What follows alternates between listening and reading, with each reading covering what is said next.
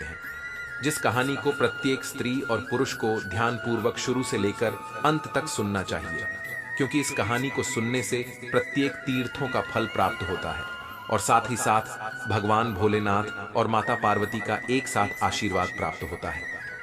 मित्रों, हमारे हिंदू धर्म में तुलसी के पौधे को बहुत ही पवित्र माना जाता है और शास्त्रों में बताया गया है कि इस पौधे में साक्षात भगवान विष्णु जी और माता लक्ष्मी जी का वास रहता है। मित्रों, आपको बता दें कि तुलसी पत्र के बिना भगवान विष्णु जी किसी भी प्रकार का भोग स्वीकार नहीं करते हैं, क्योंकि वेद पुराणों में तुलसी को विष्णु जी की पत्नी कहा गया है। इसीलिए कहते हैं कि जो भी व्यक्ति तुलसी की पूजा करता है वह व्यक्ति कभी भी गरीब नहीं रहता है और ऐसा व्यक्ति को कभी भी गरीबी का सामना भी नहीं करना पड़ता है। अगर व्यक्ति बहुत सारे पाप भी करता हो तब भी वह व्यक्ति सीधे स्वर्ग जाता है। मित्रों, आप लोगों का ज्यादा समय न लेते हुए वीडियो को शुरू करते हैं, लेकिन उससे पहले अगर आप सभी हमारे चैनल पर नए आए हो तो हमारे चैनल को सब्सक्राइब करें और अगर आप लोगों को कहानी पसंद आए तो वीडियो को एक लाइक अवश्य करें। साथ ही साथ कमेंट बॉक्स में हर हर महादेव लिखना ना भूलें। मित्रों, एक बार माता पार्वती जी शिव जी से पूछती हैं, हे प्रभु, आज मेरे मन में एक मंशा उठ रही है और वह यह है कि पृथ्वी पर समस्त मनुष्य तुलसी की रोज पूजा क्यों करते हैं, इस पर रोज जल क्यों अर्पित करते हैं। मैं इस पौधे पर जल अर्पित करने का महत्व जानना चाहती हूँ। तब भगवान शिव जी कहते हैं, हे देवी पार्वती, आपने उचित ही प्रश्न किया है। तुलसी के पौधे को साक्षात लक्ष्मी जी का ही रूप माना जाता है। इसकी रोज पूजा करने से व्यक्ति की सारी मनोकामनाएं पूर्ण हो जाती हैं और उसके द्वारा किए गए सभी पाप तुरंत नष्ट हो जाते हैं। मित्रों, भगवान भोलेनाथ जी पार्वती जी से कहते हैं, हे देवी, आपको आपके प्रश्न का उत्तर देने से पहले मैं आपको एक अत्यंत महत्वपूर्ण कहानी सुनाना चाहता हूं और आपको इस कहानी के द्वारा आपको आपके सभी प्रश्नों के उत्तर मिल जाएंगे। तब माता पार्वती जी कहती हैं, हे प्रभु, आप इस कहानी को सुनाना आरंभ करें। मैं आपको विश्वास दिलाती हूं कि मैं इस कहानी को शुरू से लेकर अंत तक ध्यान से पूरा सुनूंगी। तब भगवान शिव जी माता पार्वती जी से कहते हैं, हे देवी, किसी समय की बात है, किसी नगर में सुरेश नाम का एक सेठ रहता था। वह स्वभाव से भ्रष्ट और कपटी बुद्धि वाला था और वह हमें हमेशा ही झूठ बोलता था। उसका मन बहुत ही चंचल था। इस वजह से उसका मन सदा ही बुरे कामों में लगा रहता था। वह जुए और स्त्रियों के साथ विषा भोग करने में ज्यादा रुचि रखता था। वह कभी भी किसी की भी मदद नहीं करता था और वह ईश्वर की पूजा पाठ आराधना भी नहीं करता था। उसका पूरा मन तो दूसरों के धन में लगा रहता था। वह दूसरों के धन को देख देख कर ईर्ष्या करता रहता था। वह दिन में तो कमाता था, लेकिन रात में वैश्या के साथ भोग विलास करता था। इस प्रकार से वह अत्यंत पापी सेठ अपना जीवन सिर्फ पाप करने में ही व्यतीत कर रहा था। उसने अपने मुख से कभी भी ईश्वर का नाम तक नहीं लिया था और ना ही उसने कभी भी ईश्वर की पूजा पाठ तक नहीं की थी। इस प्रकार से पाप करते हुए उसे कई वर्ष गुजर जाते हैं। फिर एक दिन वह एक नगर के पास पहुंचा। उस नगर के समीप से यमुना नदी प्रवाहित होती थी। उस नदी में स्नान करने के लिए दूर दूर से लोग आते थे। उस नदी के किनारे एक कुटिया बनी हुई थी। वह सेठ उसी कुटिया के पास पहुंचा और उसने देखा कि उस कुटिया में सिर्फ एक बूढ़ी काकी रहती थी। वह भगवान विष्णु की स्तुति करने में मग्न थी। फिर वह पाखंडी सेठ उसी बूढ़ी काकी के पास रुक जाता है और उस बूढ़ी काकी के पास रुककर उसे भी श्री हरि विष्णु जी का नाम सुनने का पहली बार मौका मिल जाता है। मित्रों, शिव जी कहते हैं, हे देवी, वह सेठ उसी नगर में 2-3 महीने रुक जाता है और फिर वहां पर कुछ लोग आकर वहां की गाय माताओं और उस बूढ़ी काकी को भोजन कराते हैं। तो वह सेठ उस बूढ़ी काकी के साथ भोजन करने लगता है। उसी कुटिया के समीप एक तुलसी का पौधा लगा हुआ था। वह अनजाने में उसी तुलसी के पौधे में गलती से जल डाल देता है। फिर उसके मन में विचार नहीं आता है कि वह क्या कर रहा है। वह रोज सुबह उठकर हाथ में जल का पात्र लेकर तुलसी के पौधे में जल डाल देता था। फिर एक दिन वह उसी कुटिया में सोया हुआ था तो उस कुटिया के पास एक सांप आ जाता है और वह सांप उस सेठ को नींद में ही काट लेता है। तो उसकी मृत्यु नींद में ही हो जाती है। सुबह जब वह बूढ़ी काकी उस सेठ को बेहोशी की अवस्था में देखती है तो वह बूढ़ी काकी उस सेठ के मुख में तुलसी पत्र का जल डाल देती है। फिर उस बूढ़ी काकी को पता चलता है कि उस सेठ की मृत्यु हो चुकी है। उस सेठ की मृत्यु के बाद उस स्थान पर यमराज के दूत जाते हैं और उस सेठ को घसीटते हुए यमलोक लेकर जाने लगते हैं। तभी अचानक ही रास्ते में वह सेठ बहुत ही तीव्र ध्वनि में कहने लगता है, हे यमदूत, आप मुझे इस सुंदर नगर से कहां लेकर जा रहे हो? क्या आप मुझे बताने का कष्ट करेंगे कि मेरी मृत्यु कैसे हुई है? तब धर्मराज जी के दूतों में से एक दूत उस सेठ से कहने लगता है, अरे पापी मनुष्य, तूने तो जन्म से लेकर मृत्यु तक बहुत सारे पाप किए हैं। इसीलिए तेरे इन्हीं पापों के कारण ही तुझे एक काले सांप के काट लेने की वजह से तेरी मृत्यु क्षण भर में ही हो गई।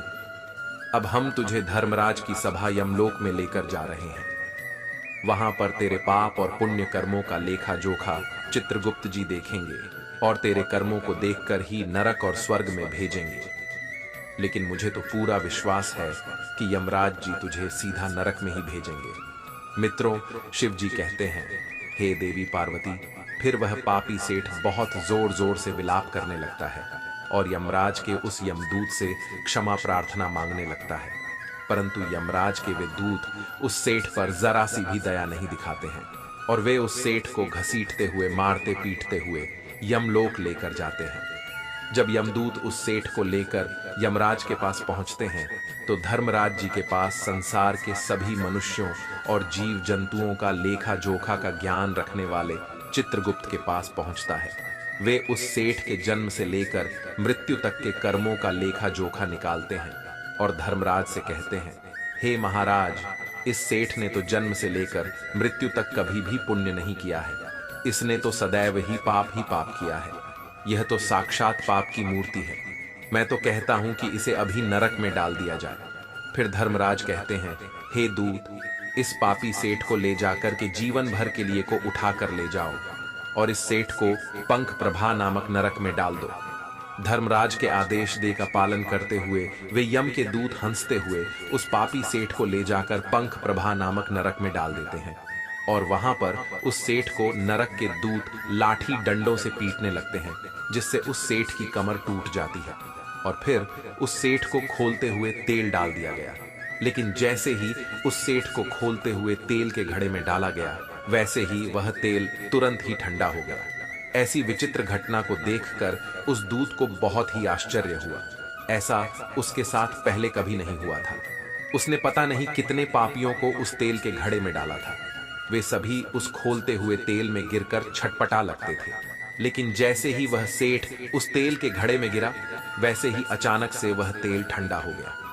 इस घटना को देखते ही वह यमदूत तीव्र गति से दौड़ता हुआ धर्मराज के पास पहुंचा। तब धर्मराज ने उस दूत से पूछा, हे दूत, क्या बात है? तुम मेरे पास इतनी तीव्र गति से दौड़ते हुए क्यों आ रहे हो मित्रों? शिव जी कहते हैं, हे देवी। फिर वह दूत धर्मराज से कहता है, हे धर्मराज, आपने जिस सेठ को पंख प्रभा नरक में डालने के लिए कहा था, हमने जैसे ही उस सेठ को खोलते हुए तेल के घड़े में डाला, वैसे ही उस अग्निकुंड की अग्नि बुझ गई और वह खोलता हुआ तेल भी ठंडा हो गया। ये सब सुनने के बाद धर्मराज उस दूत से कहते हैं, हे दूत, यह तो बहुत ही विचित्र घटना है। ये कैसे हो सकता है? ऐसा तो पहले कभी भी किसी के साथ नहीं हुआ। उनके मन में कई सारे प्रश्न उठ रहे थे और वे इन सभी प्रश्नों का उत्तर जानना चाहते थे। तभी अचानक ही उस स्थान पर भगवान श्री कृष्ण पधार हैं। तो वे भगवान श्री कृष्ण को देखकर अत्यंत प्रसन्न हो जाते हैं और उन्हें प्रणाम करके उनका अभिनंदन करते हैं। फिर धर्मराज श्री कृष्ण से कहते हैं, हे प्रभु, आपने मुझे बहुत ही उचित समय पर दर्शन दिए हैं। आज मैं बहुत ही परेशान हूँ, क्योंकि आज हमने एक अत्यंत पापी सेठ को पंख प्रभा नरक में गिरा दिया है। परंतु जैसे उस सेठ को खोलते हुए तेल में डाला गया, उसके गिरते ही उस घड़े का अग्निकुंड बुझ चुकी है और खोलते हुआ तेल भी शीतल बन गया है। तब श्री कृष्ण धर्मराज से कहने लगते हैं, हे धर्मराज, आपने जिस सेठ को पंख प्रभा नरक में डाल दिया है, वह नरक में जाने के योग्य नहीं है, क्योंकि इस सेठ के द्वारा अनजाने में ही एक ऐसा कर्म हो गया है जिससे इस सेठ के सारे पाप मिट चुके हैं, जो मनुष्य पुण्य करने वाले लोगों के साथ रहता है उसे भी उन लोगों के साथ साथ पुण्य अवश्य मिलता है। और यह सेठ तो 1 महीने तक भगवान विष्णु के भक्तों के साथ रहा था। इस सेठ ने कुटिया में रहते हुए रोज तुलसी को जल अर्पित किया है। इस वजह से यह सेठ बहुत बड़ा ही पुण्यवान बन गया है और इस तरह से इसके समस्त पाप नष्ट हो चुके हैं। यह सेठ अब स्वर्गलोक जाने का अधिकारी बन गया है। इस सेठ ने जाने अनजाने में ही इतना पुण्य कमा लिया है जो कोई भी मनुष्य जन्म जन्मांतर तक प्राप्त नहीं कर पाता। इसीलिए आप इस सेठ नरक में ना पकाओ। इस सेठ के पापों को देखते हुए आप इसे दंड में नरक लोक का दर्शन कराओ। भगवान श्री कृष्ण की बात सुनकर धर्मराज अत्यंत प्रसन्न हो जाते हैं और उस सेठ को उस नरक से निकाल कर ले आते हैं और उन दूतों से कहते हैं, हे दूत, उस सेठ महात्मा को लाकर यमलोक के संपूर्ण नरकों का दर्शन कराओ। फिर वे दूत उस सेठ को ले जाकर यमलोक के संपूर्ण नरकों का दर्शन कराने लगते हैं। इस तरह से वे दूत उस सेठ को यमलोक के संपूर्ण नरकों का दर्शन कराते हैं और फिर उस सेठ को यमलोक में ले जाते हैं और फिर वह सेठ धर्मराज का दूत बन जाता है और वह भी दूसरे दूतों की तरह ही पृथ्वी पर जीव जंतुओं के प्राण हरने लगता है। शिव जी कहते हैं, हे देवी, अब तो आपको पता चल ही गया होगा कि तुलसी के पौधे में रोज जल अर्पित करने से, पूजा पाठ करने से कितना गुनाह लाभ मिलता है और इस पर रोज जल अर्पित करने से व्यक्ति के सारे पाप मिट जाते हैं और उस व्यक्ति को सीधा स्वर्ग में भेजा जाता है। तब माता पार्वती जी कहती हैं, हे प्रभु, आपने मुझे बहुत ही महत्वपूर्ण ज्ञान दिया है, परंतु आप मुझे यह बताने का कष्ट करें कि तुलसी को जल अर्पित करते समय मनुष्य को किन बातों का विशेष करके ध्यान रखना चाहिए। मित्रों, शिव जी माता पार्वती जी से कहते हैं, देवी, आपने उचित ही प्रश्न किया है, लेकिन मैं आपके इस प्रश्न का उत्तर देने से पहले आपको एक और छोटी सी ज्ञानवर्धक कहानी सुनाना चाहते हैं। इस कहानी के द्वारा आपको आपके प्रश्न का उत्तर मिल जाएंगे। तब माता पार्वती जी कहती हैं, हे प्रभु, आप वह कहानी सुनाएं, मैं उस कहानी को सुनने के लिए उत्सुक हूं। मित्रों, शिव जी कहते हैं, हे देवी, किसी नगर में एक ब्राह्मण अपने परिवार के साथ रहता था। उसकी 2 पुत्रियां थीं और जब वे दोनों बड़ी हुईं तो उस ब्राह्मण ने अपनी दोनों पुत्रियों का विवाह अच्छे घरानों में करा दिया। उन दोनों के पति व्यापारी थे और उनका व्यापार भी काफी अच्छा चल रहा था। उस ब्राह्मण की छोटी पुत्री बहुत ही चंचल स्वभाव की थी। वह रोज बिना स्नान किए ही भोजन बनाती थी और वह फिर कभी कभी तुलसी को जल अर्पित कर देती थी। कभी तो वह खुले बाल रखकर, चप्पल जूते पहनकर ही तुलसी को जल अर्पित कर देती थी और नाखूनों से उसके पत्तों को तोड़कर खाने लगती थी। वह तुलसी के पास थूक भी देती थी। उस यह सब करना गलत नहीं लगता था। उधर दूसरी तरफ उसकी बड़ी बहन बड़ी ही संस्कारी थी। वह अपनी सूझबूझ के साथ अपने सभी कार्यों को करती थी। वह रोज तुलसी को जल अर्पित करती थी। वह हमेशा ही अपने बाल बांधकर ही तुलसी को जल अर्पित करती थी और वह कभी भी चप्पल जूते पहनकर तुलसी के पौधे को जल अर्पित नहीं करती थी। वह इसे सद ही बहुत ही अशुभ मानती थी और वह कभी भी तुलसी के पत्ते को नाखूनों से नहीं तोड़ती थी। मित्रों, शिव जी कहते हैं, हे देवी, ऐसे ही कुछ वर्ष बीत गए। कुछ दिन बीतने के बाद अचानक ही उस ब्राह्मण की छोटी पुत्री के पति को व्यापार में बहुत बड़ा नुकसान हो गया और उनकी आर्थिक स्थिति बद से बदतर हो गई। अब उसका जीवन गरीबी में बीतने लगा। उस छोटी पुत्री के पति को कोई काम नहीं मिल पा रहा था। जब वह कोई व्यापार करता तो उस व्यापार में उसको सफलता नहीं मिलती थी। ऐसा ही उसके साथ कई बार हो गया था और इस वजह से उन दोनों ने बहुत ही कर्ज ले रखे थे जिन्हें वे चुका भी नहीं पा रहे थे और वे अपनी जिंदगी से बहुत ही परेशान हो गए थे। वे कहीं पर भी जाते तो उन्हें वे व्यक्ति दिख जाते जिनसे उन्होंने कर्ज लिया था। इन्हीं सब परेशानियों से छुटकारा पाने के लिए वे दोनों एक दिन आत्महत्या करने जा रहे थे। तभी उसकी बड़ी बहन अपने पति के साथ आ जाती है और उसकी बड़ी बहन उससे कहती है, अरे बहन, तू क्या करने जा रही थी? अभी तो तेरी बड़ी बहन जिंदा है ना, तब तू क्यों ऐसा कदम उठाने जा रही थी? फिर वह छोटी बहन जवाब देते हुए कहती है, बहन, मैं क्या करूं? मेरे पति जो भी व्यापार की शुरुआत करते हैं उसमें उनको सिर्फ नुकसान ही नुकसान सामना करना पड़ता है। अब आप ही मुझे बताओ, मैं क्या करूं?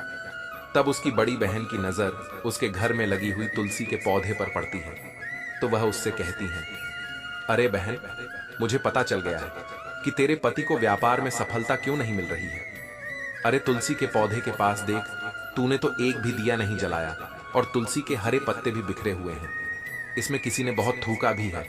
इसका मतलब कि तू इस तुलसी के पौधे की अच्छी तरह से देखभाल नहीं करती है। मित्रों, शिव जी कहते हैं, हे देवी, उसकी बड़ी बहन उससे कहती है, चलो मैं तुझे बता देता हूं कि तुलसी के पौधे को जल अर्पित करते समय किन बातों का विशेष करके ध्यान रखना चाहिए। उस ब्राह्मण की बड़ी पुत्री उस छोटी पुत्री से कहती हैं, तुलसी का पौधा बहुत ही संवेदनशील होता है, इसकी रोज पूजा करनी चाहिए और इसे रोज जल अर्पित करना चाहिए। ऐसा करने वाले मनुष्य को कभी भी गरीबी का सामना नहीं करना पड़ता है। और जिस व्यक्ति के घर में तुलसी का पौधा हरा भरा रहता है, उस घर में माता लक्ष्मी का वास होता है। और भगवान विष्णु जी का भोग चढ़ाते समय तुलसी पत्र अवश्य ही अर्पित करना चाहिए, क्योंकि भगवान विष्णु जी तुलसी पत्र के बिना भोग स्वीकार नहीं करते हैं। इसीलिए प्रत्येक व्यक्ति को अपने घर में तुलसी का पौधा अवश्य ही लगाना चाहिए और तुलसी के पौधे को चुनरी अवश्य चढ़ाना चाहिए। तुलसी केवल एक पौधा नहीं है, बल्कि वे एक देवी हैं जिन्हें विष्णु जी की पत्नी माना जाता है। इसीलिए सभी लोगों को तुलसी के पौधे में चुनरी अवश्य ही चढ़ाना चाहिए। ऐसा करने से पति पत्नी में प्रेम और विश्वास बढ़ता है और महिलाएं सदा सुहागन और सौभाग्यशाली रहती हैं। और तुलसी के पौधे का विवाह भी अवश्य करना चाहिए। इससे मनुष्य को अपने सभी दुखों से छुटकारा मिलता है। उस मनुष्य का जीवन सुखपूर्वक बीतता है। तुलसी के पौधे के पास हमें अपने मुख से अपशब्द भी नहीं बोलना चाहिए। ऐसा करना पाप माना जाता है। हमें तुलसी के पौधे के पास भूलकर भी जूते चप्पल झाड़ू पोंछा नहीं रखना चाहिए। इसे बहुत ही अशुभ माना जाता है। हमें तुलसी के पौधे के पास गलती से भी थूकना नहीं चाहिए। ऐसा करने से माता लक्ष्मी आपसे रुष्ट हो जाती है। तुलसी के पौधे के पास बुझा हुआ दीपक नहीं रखना चाहिए, क्योंकि तुलसी के पौधे के नीचे बुझा हुआ दीपक रखना बहुत ही अशुभ माना जाता है। हमें तुलसी के पौधे के आसपास हमेशा स्वच्छता रखना चाहिए। इसीलिए हमें प्रतिदिन तुलसी के पौधे के पास की गंदगी को साफ करते रहना चाहिए। हमें तुलसी के पौधे में शिव जी के शिवलिंग और गणेश जी की प्रतिमा नहीं रखनी चाहिए। साथ ही साथ हमें तुलसी के पौधे के आसपास किसी अन्य प्रकार का पौधा नहीं लगाना चाहिए।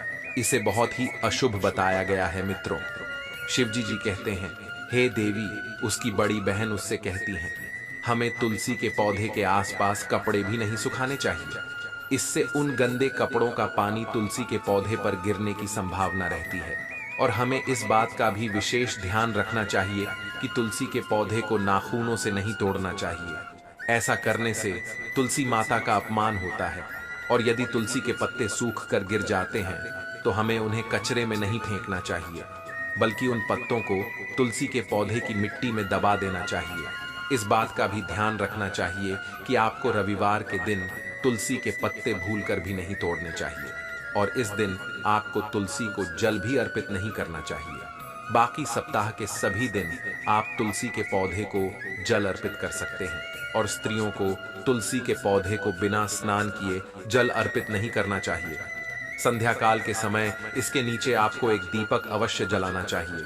और आगे उसकी बड़ी बहन उससे कहती हैं, मैंने कई बार देखा है कि कुछ महिलाएं स्नान के बाद ऐसे ही अपने बाल खुले रखकर ही तुलसी को जल अर्पित कर देती हैं। वास्तव में तो ऐसा करना ही गलत माना जाता है।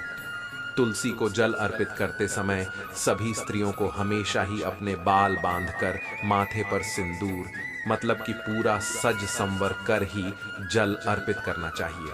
दोस्तों, आधुनिक होने के चक्कर में इस सत्य को मत भूल जाना कि हम अपने मानव जीवन में जैसे कर्म करते हैं, उनका वैसा ही फल हमें इस जीवन में भोगना पड़ता है। प्रत्येक कर्म का कुछ ना कुछ फल होता है। नमस्कार साथियों, गहरे शब्द में आपका स्वागत है। मित्रों, आज हम आपको सुनाएंगे एक बूढ़ी औरत और उसकी 3 बहुओं की कहानी जो अपने कर्मों की वजह से कुतिया बन गई।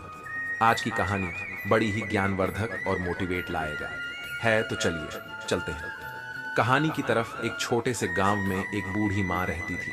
उसकी 3 बहुएं और 3 बेटे थे। बूढ़ी माँ बहुत धार्मिक थी और हर दिन पूजा पाठ में समय बिताती थी। वह सुबह सुबह उठकर गंगा स्नान करने जाती और भगवान विष्णु और माता लक्ष्मी की पूजा करती थी। कार्तिक महीने में वह विशेष रूप से स्नान और पूजा करती थी। इस दौरान वो माखन मिश्री, दही मिश्री और तुलसी के पत्तों का भोग भगवान को चढ़ाती थी और प्रसाद अड़ोस पड़ोसी में बांटती थी। गांव के लोग उसकी पूजा पाठ की बहुत इज्जत करते थे। बूढ़ी माँ का यह नियम था कि वह कार्तिक महीने के हर दिन गंगा स्नान करती और पूजा करती। कार्तिक पूर्णिमा के दिन वह विशेष रूप से गंगा स्नान के लिए जाती और भोग बनाकर भगवान को चढ़ाती। लेकिन उसकी 3 बहुओं को यह सब बिल्कुल पसंद नहीं था। वे अक्सर उसकी आस्था का मजाक उड़ाती और प्रसाद खाने से मना कर देती। वह कहती, इसमें तुलसी के पत्ते हैं, हम यह नहीं खा सकते, यह सब दिखावा है। यह सुनकर बूढ़ी माँ बहुत दुखी होती, लेकिन वह चुपचाप अपनी पूजा करती रहती। बूढ़ी माँ का पति कुछ समय पहले ही गुजर चुका था, इसलिए वह अब अकेली थी। उसके बेटे भी अपनी पत्नियों के कहने में आकर उससे दूर हो गए थे। अब वह सिर्फ अपनी पूजा पाठ में ही मन लगाती और पड़ोसियों में प्रसाद बांटती। लेकिन उसकी तीनों बहू को यह सब बहुत बुरा लगता था। वे कहती, यह सांस जब देखो तब पूजा पाठ में लगी रहती है, अनाप शनाप खर्च करती है, पंडितों को बुलाती है, दान पुण्य करती है। अगर यह मर जाए तो अच्छा हो, कम से कम यह खर्चा तो बचेगा। बूढ़ी माँ ने अपने तीनों बेटों को बड़े प्यार से पाला था। उसने और उसके पति ने मिलकर उनकी परवरिश की थी। लेकिन अब जब उसे अपने बेटों की सबसे ज्यादा जरूरत थी, तब वे उससे मुंह मोड़ चुके थे। बूढ़ी माँ दिन रात भगवान से प्रार्थना करती और अपने बच्चों के लिए आंसू बहाती। वह कहती, हे भगवान, मैंने तो कभी किसी का बुरा नहीं चाहा, फिर मेरे साथ ऐसा क्यों हो रहा है। एक दिन बूढ़ी माँ अपने भगवान विष्णु और माता लक्ष्मी के सामने बैठी प्रार्थना कर रही थी। उसकी आंखों में आंसू थे और वह भगवान से कह रही थी, हे भगवान, मुझे इस दुख से मुक्ति दिलाओ, मेरे बच्चों का भला करो और उन्हें सही रास्ता दिखाओ। इस तरह बूढ़ी माँ ने अपने पूजा पाठ और दान पुण्य के नियमों को नहीं छोड़ा। लेकिन उसकी तीनों बहुओं ने ठान लिया था कि वे अब इस घर में नहीं रहेंगी और बंटवारा करके अलग हो जाएंगी। वे सोचती थीं, अगर हम अलग हो जाएं तो अपनी मर्जी से रह सकेंगे और सांस की पूजा पाठ के खर्चे से बच सकेंगे। तीनों बहुओं ने एक दिन आपस में बात की और बंटवारे की योजना बनाई। उन्होंने अपने पतियों से कहना शुरू किया कि अब हमें अलग हो जाना चाहिए। छोटी बहू ने अपने पति से कहा, देखिए, बड़े भैया के बच्चे बड़े हो रहे हैं और हमारे बच्चे छोटे हैं। हमें अभी बहुत मेहनत करनी है, बच्चों को पढ़ाना है। अगर हम अलग हो जाएंगे तो अपने बच्चों की अच्छी तरह से देखभाल कर पाएंगे। सांस का खर्चा बहुत ज्यादा है, हर समय पूजा पाठ में लगी रहती है और बहुत पैसा खर्च करती है। मझली बहू ने भी अपने पति को समझाया, देखिए, अब बंटवारा हो जाना चाहिए, हम अपनी मर्जी से रहेंगे, क्या खर्चा करना है क्या नहीं करना है ये हम खुद तय करेंगे। सांस के नखरे और खर्चे अब बर्दाश्त नहीं होते, हमें अलग रहकर अपने बच्चों का ध्यान रखना है। बड़ी बहू ने भी अपने पति से यही बात कही। बच्चे बड़े हो रहे हैं, कल उनका शादी ब्याह करना है, पैसे कमाते रहेंगे और सांस का खर्चा करते रहेंगे तो कैसे चलेगा। हमारे बच्चों का भविष्य सुरक्षित करना है तो हमें अलग होना ही पड़ेगा। तीनों बहुओं ने अपने अपने पतियों को समझा बुझाकर उनके मन में बंटवारे की बात डाल दी। तीनों भाई अब बंटवारे के लिए तैयार हो गए। गांव के पंचों को बुलाया गया और घर का बंटवारा करने की बात हुई। तीनों बहुएं भी बंटवारे में हिस्सा लेने के लिए तैयार हो गई। गांव के पंचों ने घर का 4 हिस्सों में बंटवारा किया। 3 बेटों के लिए और एक बूढ़ी माँ के लिए घर का सारा सामान भी 4 हिस्सों में बांट दिया गया। बूढ़ी माँ अब अकेली रह गई। पंचों ने अपना फैसला सुनाया और चले गए। तीनों बहुओं ने अपना अपना सामान अपने अपने हिस्से में रख लिया। बूढ़ी माँ के हिस्से में जो झोपड़ी थी वह उसमें रहने लगी। अब वह अकेली थी और अपने बेटों से निराश होकर अपने भगवान से प्रार्थना करती रहती थी। वह रोज सुबह जल्दी उठकर गंगा स्नान करती और भगवान विष्णु और माता लक्ष्मी की पूजा करती। वह पहले की तरह ही भोग बनाकर भगवान को चढ़ाती और फिर अड़ोस पड़ोस में प्रसाद बांटती। लेकिन अब वो बहुत अकेली हो गई थी। उसके तीनों बेटों ने उससे मुंह मोड़ लिया था और उसकी बहुओं ने उसे घर से बाहर कर दिया था। वह रोज भगवान से प्रार्थना करती, हे भगवान, मुझे इस दुख से छुटकारा दिलाओ। मेरे बच्चों का भला करो और उन्हें सही रास्ता दिखाओ। बूढ़ी माँ के पास जो थोड़ा बहुत आटा, दाल और चावल था, वो उसी से काम चलाती। वह सोचती है, अब मुझे अपनी जिंदगी इसी तरह गुजारनी पड़ेगी। मेरे बच्चों ने तो मुझे छोड़ दिया है, लेकिन मैं भगवान की भक्ति नहीं छोड़ूंगी। उसकी भक्ति में कोई कमी नहीं आई। वह हर रोज तुलसी के पत्तों से भगवान का पूजन करती और पड़ोसियों को प्रसाद बांटती। एक दिन जब बूढ़ी माँ अपनी झोपड़ी में बैठी रो रही थी, तभी एक युवक आया। उसने दरवाजा खटखटाया। बूढ़ी माँ ने दरवाजा खोला और देखा कि एक 17-18 साल का हष्ट-पुष्ट युवक खड़ा था। उसके चेहरे पर तेज झलक रहा था। उसने कहा, अम्मा, आप मुझे पहचान नहीं, लेकिन मैं आपके मायके से आया हूं। मेरा नाम कृष्णा है। मेरे पिताजी ने मुझे आपकी मदद करने के लिए भेजा है।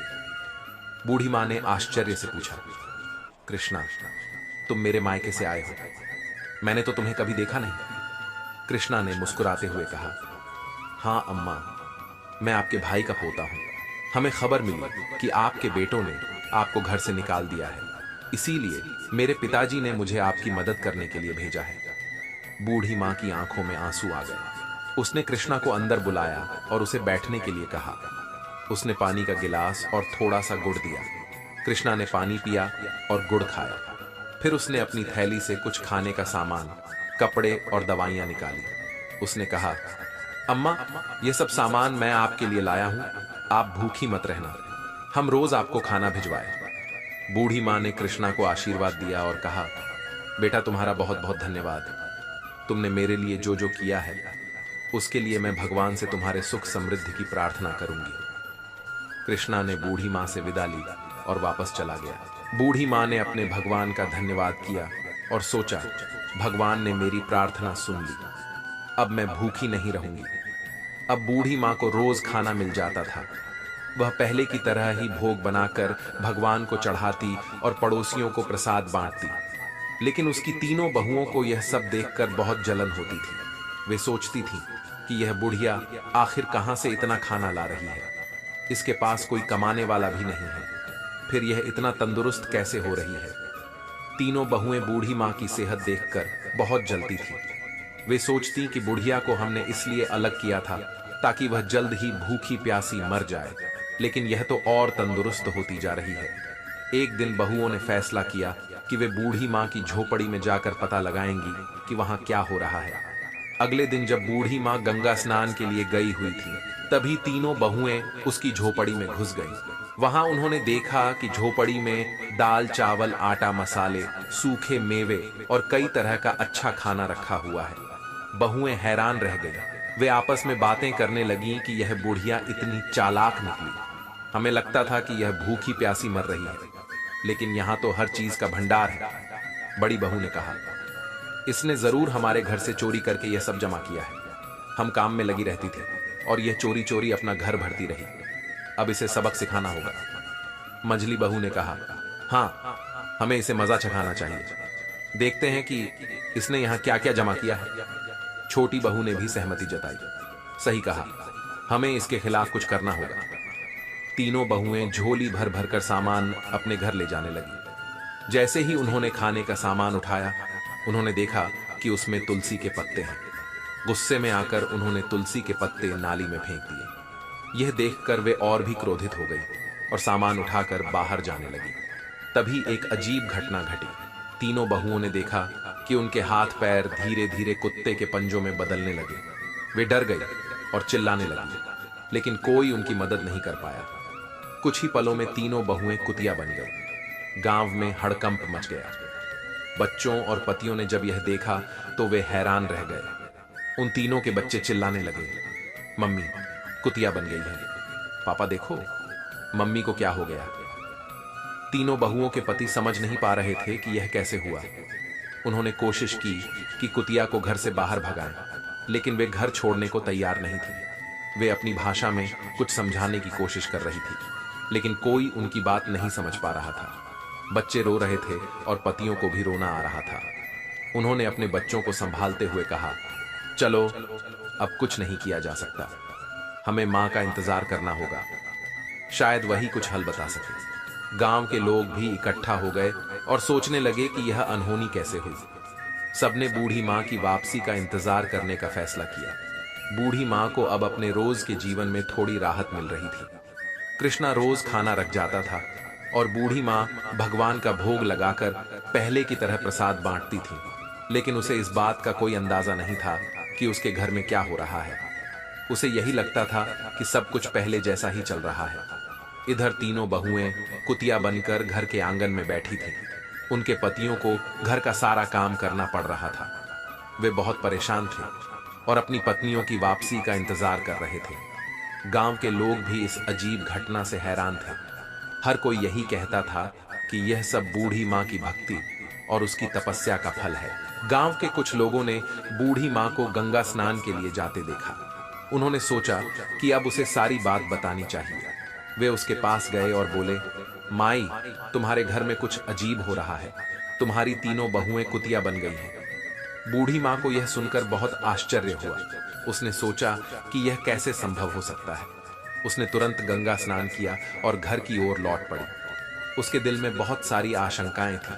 उसने भगवान से प्रार्थना की, हे भगवान, मेरे घर की रक्षा करना और मेरे बच्चों को सही रास्ता दिखाना। जब बूढ़ी माँ घर पहुंची तो उसने देखा कि गांव के लोग उसके घर के सामने इकट्ठा थे।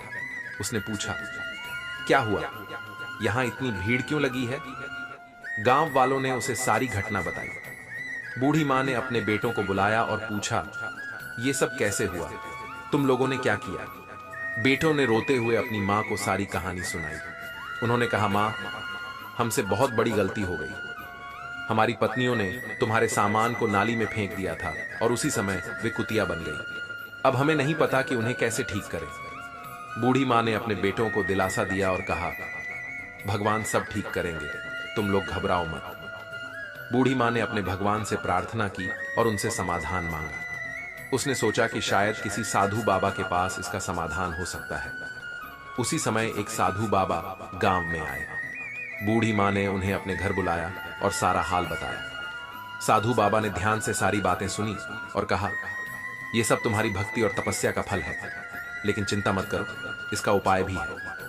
बूढ़ी माँ ने पूछा, बाबा, कृपया मुझे उपाय बताएं, मैं अपने बच्चों को इस हालत में नहीं देख सकती। साधु बाबा ने कहा, तुम्हें कार्तिक महीने में विशेष पूजा करनी होगी। तुम्हारे स्नान के पानी से तुम्हारी बहुओं को नहलाना होगा और ब्राह्मणों को भोजन कराकर उनके झूठे भोजन को बहुओं को खिलाना होगा।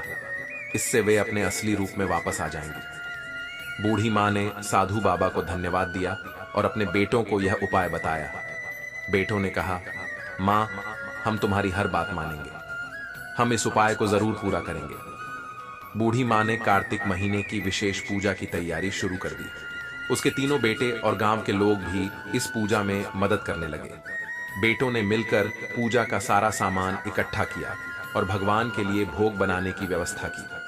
हर सुबह बूढ़ी माँ गंगा स्नान के लिए जाती और स्नान के पानी को एकत्रित करती। उसके बाद वह भगवान विष्णु और माता लक्ष्मी की पूजा करती और फिर अपने पड़ोसियों को प्रसाद बांटती। इस बीच तीनों बहुएं अभी भी कुतिया के रूप। दोस्तों, एक समय की बात है, देवर्षि नारद नारायण का जाप करते हुए यमपुरी में पधार हैं।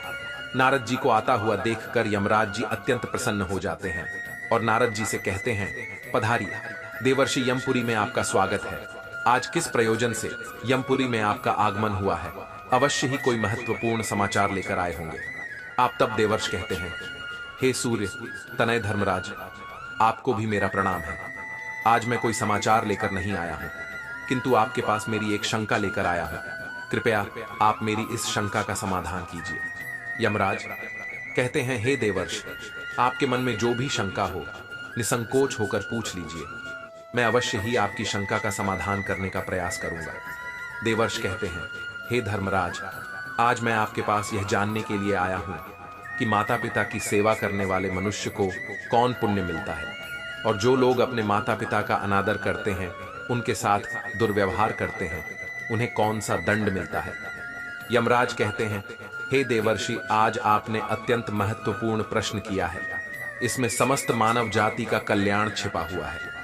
मैं आपको माता पिता की सेवा का महत्व सुनाता हूं, इसे आप ध्यान से सुनिए। उसके पश्चात मैं आपको एक प्राचीन कथा सुनाऊंगा, जिसे सुनकर आपकी सारी शंकाएं दूर हो जाएंगी। हे देवर्ष पिता, धर्म है, पिता स्वर्ग है और पिता ही सर्वोत्कृष्ट तपस्या है।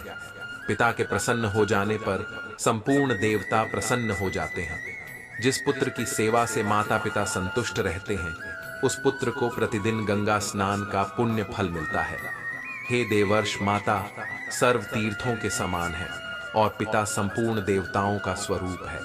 इसीलिए मनुष्य को सदैव ही माता पिता का पूजन करना चाहिए। जो पुत्र माता पिता की प्रदक्षिणा करता है, उसके द्वारा पृथ्वी की परिक्रमा पूर्ण हो जाती है। माता पिता को प्रणाम करते समय जिस मनुष्य के हाथ, घुटने और मस्तक पृथ्वी को स्पर्श करते हैं, वह अक्षय स्वर्ग को प्राप्त करता है। जब तक माता पिता के चरणों की धूल पुत्र के मस्तक और शरीर में लगती रहती है, तभी तक वह शुद्ध रहता है। उसके समस्त पाप नष्ट हो जाते हैं। जो पुत्र अपने माता पिता के चरणों का जल पीता है, उसके करोड़ों जन्मों के पाप नष्ट होते हैं। किंतु जो नीच पुरुष माता पिता की आज्ञा का उल्लंघन करता है, वह प्रलय के अंत तक नरक में निवास करता है। जो पापी पुत्र अपने वृद्ध, रोगी, अंधे और बहरे पिता को त्याग कर चला जाता है, वह ररव नरक में गिराया जाता है। माता पिता का पालन पोषण न करने से समस्त पुण्यम का नाश होता है। माता पिता की सेवा न करके यदि पुत्र तीर्थ और देवताओं का भी पूजन करें, तो भी उसे फल नहीं मिलता है। हे देवर्ष, माता पिता की सेवा के संदर्भ में एक प्राचीन इतिहास कहा जाता है, जो मैं आपको सुनाता हूँ। जो भी इस प्राचीन कथा का श्रवण करता है, उसके जन्मों के कोटि कोटि पाप नष्ट होते हैं और मैं उसके अनंत अपराध क्षमा कर देता हूँ। इसीलिए आप इस कथा को ध्यान से पूरा जरूर सुनिए। देवर्षि कहते हैं, हे धर्मराज, मैं इस कथा को पूरा अवश्य सुनूंगा। कृपया आप मुझे वह कथा अवश्य सुनाइए। दोस्तों, आगे बढ़ने से पहले अगर आप भी अपने माता पिता से प्रेम करते हैं, तो वीडियो को लाइक जरूर करें और कमेंट में जय श्री हरि विष्णु अवश्य लिखें। अब यमराज नारद जी को वह महान कथा सुनाने लगते हैं। हे देवर नारद, पूर्व काल की बात है। मध्य देश में एक अत्यंत शोभायमान नगरी थी। उस नगरी में नरोत्तम नाम से प्रसिद्ध एक ब्राह्मण रहता था। वह अपने माता पिता का अनादर करके उन्हें अकेला छोड़कर तीर्थ स्थान के लिए निकल पड़ता है। उस ब्राह्मण में चमत्कारिक ज्ञान और अद्भुत शक्ति थी। जब भी वह तीर्थों में स्नान करके बाहर निकलता, तो उसके वस्त्र आकाश में ही सूखते थे और इस अद्भुत शक्ति पर उसके मन में बड़ा अहंकार हो गया था। वह समझने लगा था कि मेरे समान पुण्यात्मा और महायशस्वी दूसरा कोई नहीं है। फिर एक दिन वह स्नान करके ऊपर की ओर देखते हुए चल रहा था। उसके वस्त्र भी आकाश में सूख रहे थे। इतने में ही एक बगले ने उसके मुंह पर बीट कर दिया। इस बात से उस ब्राह्मण को बड़ा क्रोध आ गया और उसने उस बगले को भस्म होने का श्राप दे दिया। श्राप के प्रभाव से वह बगला मरकर जमीन पर आकर गिर पड़ा। उस बगले की मृत्यु होते ही उस नरोत्तम के भीतर महामोह ने प्रवेश कर लिया। उस ब्राह्मण को अपनी शक्ति पर बड़ा घमंड हो गया और फिर उसी पाप के कारण ब्राह्मण के वस्त्र जो आकाश में उड़ रहे थे, जमीन पर गिर पड़े और फिर अब उसके वस्त्र आकाश में नहीं ठहरते थे। अपनी शक्ति को खोकर उस ब्राह्मण को बड़ा दुख हुआ और वह शोक करने लगा। तब अचानक से आकाश से एक आकाशवाणी सुनाई दी, हे ब्राह्मण, अब तुम परम धर्मात्मा मुख चांडाल के पास जाओ। वहां पर जाने से तुम्हें धर्म का ज्ञान होगा। उस चांडाल के वचन तुम्हारे लिए कल्याणकारी होंगे। यह आकाशवाणी सुनते ही ब्राह्मण मुख चांडाल की घर की तरफ जाने लगा। जब वह उस मुख चांडाल के घर पर पहुंचा, तो उसने देखा कि वह चांडाल सब प्रकार से अपने माता पिता की सेवा में लगा है। ठंड के दिनों में वह चांडाल अपने माता पिता के स्नान के लिए गर्म जल देता, उनके शरीर पर तेल लगाता था, उन्हें रुदोसो सत्कार करता था। गर्मी के मौसम में वह प्रतिदिन माता पिता को पंखा झलता था। इस प्रकार से रोज माँ पिता की सेवा करके ही वह भोजन किया करता था। इन्हीं पुण्य कर्मों के कारण उस चांडाल का घर आकाश में तरंग था। उस घर को किसी खंबे का आधार भी नहीं था, मानो वह घर आकाश में उड़ रहा हो। साक्षात भगवान विष्णु ब्राह्मण का वेश धारण करके उस चांडाल के घर में विचरण कर रहे थे, जिससे उस चांडाल के घर की शोभा बढ़ रही थी। यह सब विचित्र प्रकार देखकर उस नरोत्तम ब्राह्मण को बड़ा विस्मय हुआ। उसने उस मुख चांडाल से कहा, हे चांडाल, तुम मेरे पास आओ। मैं तुम्हें कुछ धर्म की बात पूछना चाहता हूँ, जिसका तुम ठीक ठीक से उत्तर दो। फिर वह मुख चांडाल बोला, हे विप्र, इस समय मैं अपने माता पिता की सेवा कर रहा हूं। उन्हें छोड़कर मैं आपके पास नहीं आ सकता। मेरे लिए मेरे माता पिता से बढ़कर कोई और नहीं है। माता पिता ही मेरे भगवान हैं। यदि मैं उनकी सेवा करना छोड़कर चला जाऊं तो मुझे महापाप लगेगा। इसीलिए मेरे माता पिता की सेवा करने के बाद ही मैं आपसे मिल सकता हूं। इसीलिए आप थोड़ी देर तक द्वार पर ठहरी, मैं आपका अतिथि सत्कार करूंगा। उस मुख चांडाल के इतना कहते ही नरोत्तम ब्राह्मण आग बोला हो गया और बोला, हे चांडाल, मुझ ब्राह्मण की सेवा करना छोड़कर दूसरा कौन सा कार्य बड़ा हो सकता है। फिर वह मुख चांडाल बोला, हे ब्राह्मण देवता, क्यों गुस्सा कर रहे हो? मैं वह बगला नहीं हूं जिसे आपने श्राप देकर भस्म कर डाला। बगले पर आपका श्राप प्रभाव डाल सकता है, किंतु मुझ पर नहीं।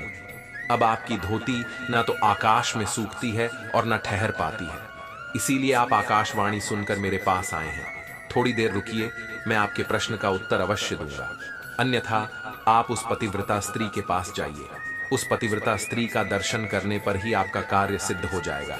यमराज कहते हैं, उसके पश्चात जो भगवान विष्णु ब्राह्मण का रूप धारण करके चांडाल के घर में बैठे हुए थे, उन्होंने बाहर आकर उस नरोत्तम ब्राह्मण से कहा, हे विप्र, चलिए मैं आपको उस पतिव्रता देवी के घर लेकर चलता हूं। फिर उस नरोत्तम ब्राह्मण ने कुछ देर तक विचार किया और उस ब्राह्मण के साथ चल पड़ा, जो साक्षात भगवान विष्णु ही थे। पतिव्रता की घर की तरफ जाते समय रास्ते में उस नरोत्तम ब्राह्मण ने उस ब्राह्मण रूपी भगवान से पूछा, हे विप्र, आप ब्राह्मण होते हुए भी इस चांडाल के घर में किस लिए निवास करते हैं? ब्राह्मण रूपी भगवान विष्णु ने कहा, हे विप्र, वह इस समय तुम्हारा हृदय शुद्ध नहीं है। तुम्हारे मन में क्रोध और द्वेष है। इसीलिए तुम पहले उस पतिव्रता का दर्शन करो, उसके बाद तुम मुझे ठीक से जान सकोगे। नरोत्तम ब्राह्मण ने पूछा, हे महात्मा, वह पतिव्रता कौन है? उसका शास्त्र ज्ञान कितना बड़ा है और किस कारण से मैं उसके पास जा रहा हूं? कृपया मुझे बतलाइए। ब्राह्मण रूपी भगवान बोले, हे नरोत्तम, नदियों में गंगा जी श्रेष्ठ हैं और स्त्रियों में पतिव्रता स्त्री ही श्रेष्ठ है। जो पतिव्रता नारी प्रतिदिन अपने पति की सेवा करती है, उसकी आज्ञा का पालन करती है, वह अपने पिता के कुल और पति के कुल दोनों कुलों के 100 पीढ़ियों का उद्धार कर देती है। फिर नरोत्तम ब्राह्मण ने पूछा, हे द्विज श्रेष्ठ, कौन सी स्त्री पति होती है? पतिव्रता का क्या लक्षण है? कृपया आप मुझे ठीक से समझाइए। ब्राह्मण रूपी भगवान बोले, हे ब्राह्मण, जो स्त्री पुत्र से 100 गुना अधिक स्नेह से पति की आराधना करती है, राजा के समान पति की आज्ञा का पालन करती है, पति को भगवान का स्वरूप समझती है, वह पतिव्रता है। जो गृह कार्य करने में दक्ष रमण काल में वेश्या और भोजन बनाने के समय माता के समान आचरण करती है, और जो विपत्ति में अपने पति को उचित सलाह देकर एक मंत्री का काम करती है, वह स्त्री पतिव्रता मानी गई है। जो स्त्री मन, वाणी और शरीर से पति की आज्ञा का पालन करती है, उसी को पतिव्रता समझना चाहिए। जो स्त्री अपने पति के अलावा अन्य पुरुषों को भाई, पिता और पुत्र के समान मानती है, वही सच्ची पतिव्रता होती है। हे ब्राह्मण, तुम अब उस पतिव्रता के पास जाओ और उसे अपना मनोरथ सुनाओ। उस पतिव्रता नारी का नाम शुभा है। वह रूपवती युवती है और उसके हृदय में दया और करुणा है। वह बड़ी यशस्विनी है। उसके पास जाकर तुम अपने हित की बात पूछो। इतना कहकर ब्राह्मण रूपी भगवान विष्णु उस स्थान से अंतर्ध्यान हो गए। ये देखकर उस ब्राह्मण को बड़ा आश्चर्य हुआ। फिर उस नरोत्तम ब्राह्मण ने उस पतिव्रता के घर जाकर उसे उसके बारे में पूछा। द्वार पर आए उस ब्राह्मण अतिथि को देखकर वह पतिव्रता तुरंत ही घर से निकली और द्वार पर खड़े उस ब्राह्मण के सामने आकर खड़ी हो गई। जब नरोत्तम ब्राह्मण ने उस पतिव्रता को देखा तो उसने प्रसन्नता पूर्वक कहा, हे देवी, तुमने जिस प्रकार से जीवन में अनुभव लिया और सीखा है, उसी के अनुसार सोचकर मुझे कोई धर्म की बात बताओ। फिर वह पतिव्रता बोली, हे ब्राह्मण देवता, इस समय पर मुझे मेरे पतिदेव की पूजा करनी है। अब भी मेरे पास समय नहीं है, इसीलिए आपका कार्य मैं बाद में करूंगी। इस समय आप मेरा आतिथ्य स्वीकार कीजिए। इस पर वह नरोत्तम ब्राह्मण बहुत क्रोधित हो उठा और बोला, हे कल्याणी, इस समय पर मैं भूख और प्यास से तड़प रहा हूं और मैं बहुत थका हुआ हूं, इसीलिए तुम अब भी मेरा कार्य करो, अन्यथा मैं तुम्हें शाप दे दूंगा। तब उस पतिव्रता शुभा ने कहा, हे ब्राह्मण, मैं वह बगला नहीं हूं जिसे शाप देकर आप यूं ही मुझे भस्म कर डालेंगे। अभी मेरे पास समय नहीं है, इसीलिए आप धर्म तुलाधार के पास जाइए और उन्हीं से अपने हित और धर्म की बात पूछिए। अभी मैं अपने पति को छोड़कर नहीं आ सकती। इतना कहकर वह घर के भीतर चली गई। तभी अचानक उस स्थान पर भगवान विष्णु ब्राह्मण का रूप धारण करके फिर प्रकट होते हैं। उन्हें देखकर वह नरोत्तम ब्राह्मण आश्चर्यचकित हुआ और उनके पास चला गया और कहने लगा, हे विप्र, आप अचानक से कहां अदृश्य हो गए थे? मुझे आपसे एक बात पूछनी है, कृपया ठीक ठीक इसका जवाब दो। पहले मैं उस मुख चांडाल के पास गया, उसे भी मेरी बगले को श्राप देने वाली बात पता थी, और अब इस पतिव्रता नारी को मेरे द्वारा उस बगले को दिए गए श्राप के बारे में पता था। ये दोनों ही उस घटना के बारे में कैसे जानते हैं? इन्हें किसने और कब बताया कि मैंने बगले को शाप दिया है? इस बात को सोचकर मुझे बड़ा विस्मय हो रहा है। ब्राह्मण रूपी भगवान बोलने लगे, हे विप्र व महात्मा लोग अत्यंत पुण्य और सदाचार के बल के कारण सब कुछ जान लेते हैं। हे ब्राह्मण, अब तुम मुझे बताओ, उस पतिव्रता ने तुमसे क्या कहा? ब्राह्मण ने कहा, हे विप्र, उस पतिव्रता ने मुझे धर्म तुलाधार के पास जाने का उपदेश दिया है। अब यह धर्म तुलाधार कहां पर रहता है? फिर ब्राह्मण रूपी भगवान विष्णु बोलने लगे, हे ब्राह्मण, चलो, मैं तुम्हें धर्म तुलाधार के पास लेकर चलता हूं। इतना कहकर वे दोनों ही चलने लगे। उस नरोत्तम ब्राह्मण ने पूछा, हे विप्र, यह तुलाधार कहां रहता है? श्री भगवान ने कहा, जहां मनुष्यों की भीड़ एकत्रित होती है और नाना प्रकार के द्रव्यों की बिक्री होती है, उस बाजार में तुलाधार नाम का वैश्य द्रव्यों को बेचता है। उसने कभी मन, वाणी और अपने कर्मों द्वारा किसी का कभी बुरा नहीं किया है। वह जीवन में कभी असत्य नहीं बोला और ना ही कभी दुष्टता की है। वह सदैव ही दूसरे लोगों के अच्छे के लिए काम करता है। वह सभी प्राण में समान भाव रखता है। वह प्राण भी दांव पर लग जाए तो भी कभी झूठ नहीं बोलता है। इसीलिए उसे धर्म तुलाधार कहा जाता है। फिर वे दोनों ही उस धर्म तुलाधार के यहां पहुंच जाते हैं। नरोत्तम ब्राह्मण ने उस तुलाधार को देखा जो नाना प्रकार की वस्तुओं को बेच रहा था। वह अन्य लोगों से बिक्री की वस्तुओं के संबंध में बातें कर रहा था। बहुत से स्त्री और पुरुष चारों ओर से उसे घेर कर खड़े थे। उस नरोत्तम ब्राह्मण को वहां पर खड़ा हुआ देखकर उस तुलाधार ने मधुर वाणी में पूछा, हे ब्राह्मण, आज यहां पर आपका कैसे आगमन हुआ है? नरोत्तम ब्राह्मण ने कहा, हे तुलाधार, मुझे तुमसे धर्म का उपदेश सुनना है, इसीलिए धर्म का उपदेश सुनने के लिए मैं तुम्हारे पास आया हूं। वह तुलाधार बोला, हे विप्र, वह जब तक मेरे पास यह लोग रहेंगे तब तक मैं निश्चिंत नहीं हो सकूंगा। इसीलिए अब आपसे बात करने के लिए मेरे पास समय नहीं है। आपसे मेरा यही अनुरोध है कि आप अब धर्माकरर के पास जाइए। वही आपको समझाएगा कि आपके द्वारा उस बगले को शाप देने से आपको कौन सा दोष लगा और किस कारण से आपकी धोती अब आकाश में नहीं सूखती है। इन सभी प्रश्नों का उत्तर आपको वही धर्माकरर ही दे सकता है। उस धर्माकुल हैं, आप उन्हीं के पास जाइए। उन्हीं के उपदेश से आपकी कामना सफल हो जाएगी। इतना कहकर वह तुलाधार खरीद बिक्री में लग गया। फिर उस नरोत्तम ब्राह्मण ने ब्राह्मण रूपधारी भगवान विष्णु से पूछा, हे विप्र, इस तुलाधार को भी मेरे बारे में पता है और अब उसने मुझे अदरक के पास जाने का उपदेश दिया है। इसीलिए अब मैं उस अदरक के पास जाऊंगा, लेकिन मुझे उस अदरक का घर पता नहीं है। ब्राह्मण रूपधारी भगवान विष्णु ने कहा, हे ब्राह्मण, चलो, मैं तुम्हें उस अदरक के घर की तरफ लेकर चलता हूं। फिर वे दोनों ही मार्ग पर चलने लगे।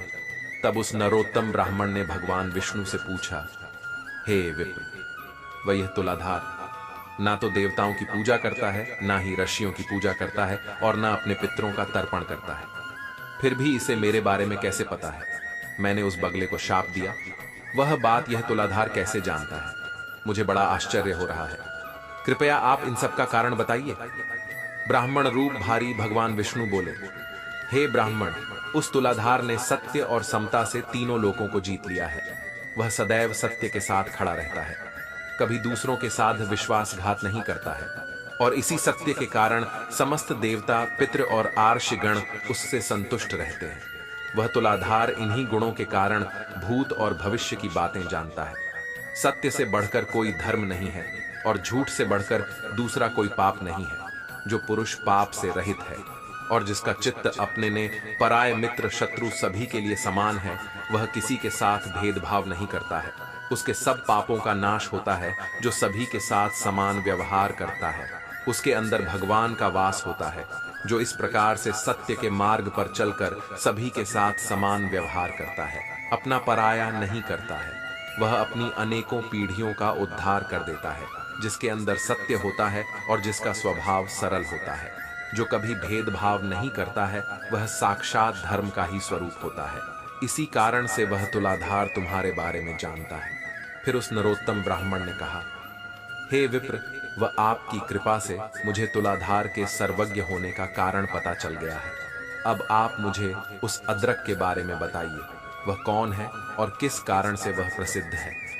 ब्राह्मण रूपी भगवान विष्णु बोलने लगे, हे ब्राह्मण, अब मैं तुम्हें अदरक का इतिहास सुनाता हूँ, इसे ध्यान से सुनो। पूर्व काल की बात है। एक राजा की पुत्री थी जो बड़ी ही सुंदर और जवान थी। वह कामदेव की पत्नी रति और इंद्र की पत्नी शची के समान अत्यंत मनमोहक रूप वाली सुंदर थी। एक राजकुमार उस स्त्री से अपने प्राणों से भी अधिक प्रेम करते थे। उस राजकुमार ने उस राजा की पुत्री के साथ विवाह किया। उस स्त्री